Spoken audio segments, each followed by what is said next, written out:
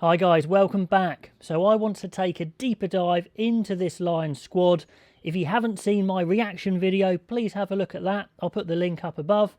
And also I did a live chat with 2 Cents Rugby, which was a lot of fun. Again, link above. And if you want to enter my giveaway competition, free to enter, 2 Lions training shirts on offer. The link and the description, all the terms are in the description below. So please get involved. Okay. Looking at this squad, one thing I said immediately in my reaction video was some areas look like they're going for size and power, and other areas look like they're going for speed and skill. And indeed, when they did the interviews with the Lions coaches, they said very much the same: we are covering all bases. So they haven't decided how they're going to play. That's sensible. They don't know who's on form, what's going to work. That's what these warm-up games are for. But they're certainly hedging their bets. Some areas like the second row look like they're for, massive guys. Other areas like the back row look like they're for smaller, quicker guys. I mean, have a look at the 2 extra guys as a good example. Both a bit of a shock inclusion, especially Johnny Hill there. Johnny Hill, why is he in? Well, I think Gatland's been watching Exeter and liking what he's seen, and he sees that Hill is big and nasty, not just in weight, but in height, in reach. You know, when you play against those players that are really gangly, you hate to tackle them. They're all elbows and knees, and Johnny Hill's that guy. And Gatland kind of said pretty much that he thinks it's going to become a slogfest at times, and he wants someone like that who's just going to get stuck in and mix it, don't have to be fancy. On the flip side, he also wants some raw speed options. Sam Simmons, quicker than most backs, has been absolutely tearing it up. So he's clearly been looking at Exeter and also picking specific skills for what he thinks he might need. So what I want to do is I want to make a speed 15 and compare it to a kind of size and power 15. And I want you guys to say which of these sides would do better against the box. Now, of course, I'm going for the 2 extremes. They probably wouldn't put all these players together. It's probably going to be somewhere in the middle, of course. But hey, it's a bit of fun. The point I'm trying to make is, do you think they should go for more speed, or do you think they should go for more size and power? So let's put up this speed 15 first. In the front row, they could go for Mako Vunipola, whose USP is around the park. It's not scrummaging. We know that. We've talked about that. It's around the park. He carries, he offloads. He keeps the game quick. If you want to keep that ball popping around, tip on passes, he's the man. Cowan-Dickie is clearly the quickest hooker, although he is pretty direct as well, but he's by far quicker. If you put him out wide, he's a bit more effective than some of the other guys. Porter, younger prop, bit quicker. I think that would be my front row if I was going for pure speed. In the second row, Atoje and Laws, the 2 rangy English second rows, probably the most athletic, I would say, out of the second row options. And in the back row, now, I think there's a bit of smoke and mirrors in the Lions squad. Gatland's putting players, he's putting Tyburn and Courtney Laws in as second rows on the official list, but I'd be amazed if they weren't using the back row. But anyway, if you look at just the back rows, then someone's got to play 6. Tipuric has played 6. He could go to 6. You could have Watson at 7. Probably your 2 quickest flankers there. And then Simmons, clearly your quickest day. It would just be absolutely lightning. So a very quick pack, looking for mobility, looking to run those Springboks off their feet. I know what you're all thinking. If you don't win the physical battle, what's the point? But I'm going for an extreme here. Could that sort of pack work? At 9...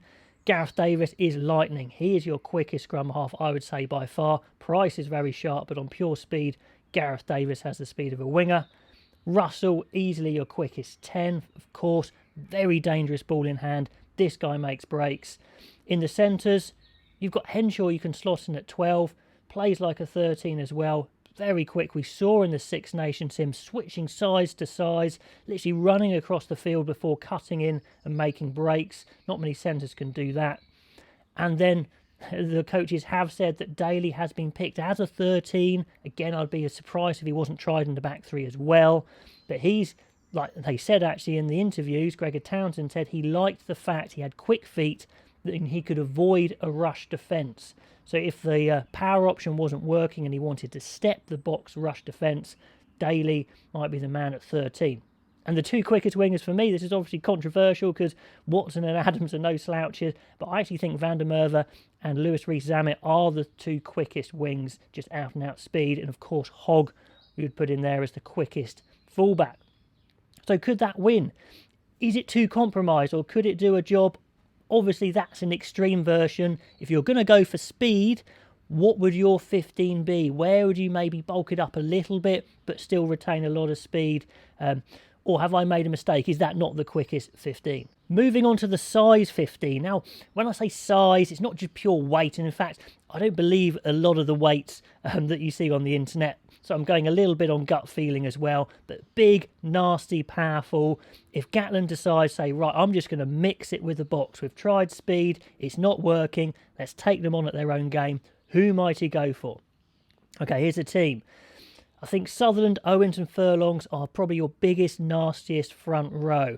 I mean, on actual weight, Mako Vunipola is probably actually the heaviest prop, but Sutherland, I think, is that better scrummager. If you want a size 15, you want it to be a set piece 15 as well. Wyn Jones isn't light, of course, but I think Sutherland about 118 kgs. I'll go with him.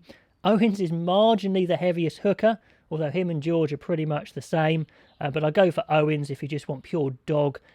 George does like getting out and about, a bit more freewheeling. And Furlong, I'd put in there as the big, nasty, tight head. Even though Xander Fagerson does come up a bit heavier, I think Furlong, just kind of for frame and size and bulk and power in the carry, I'd go for him.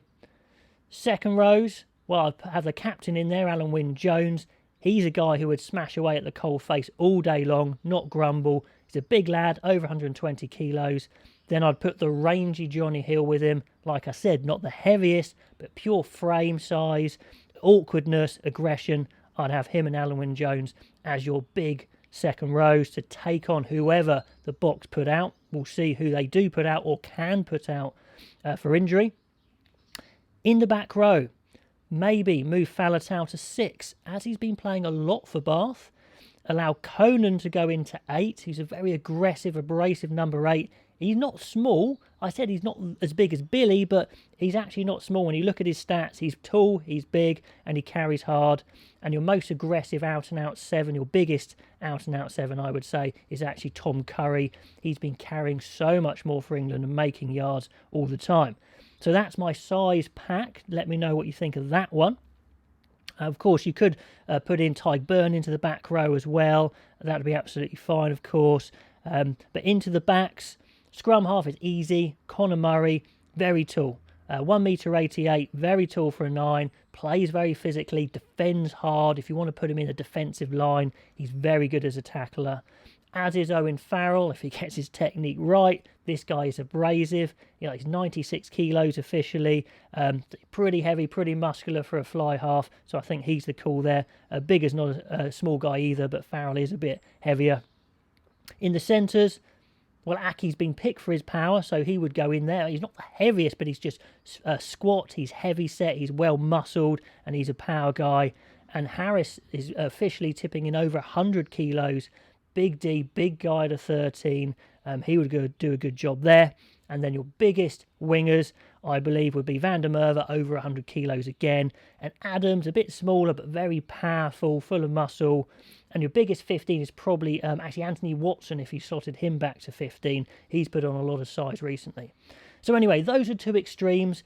Do you agree with they are the quickest team I could put out and the biggest team I could put out, or would you muck around with those? And what mix in between would you go? Which extreme would you push towards? Would it be speed or would it be size? So anyway, guys, I want to know what your thoughts are. What's the best way to take on the Springboks, and who should the Lions go with it? Obviously, we'll know a lot more as they start playing, but it's very interesting that this squad is very much split between the two camps. They could go either way. Anyway, guys, thanks for watching, and I'll catch you next time.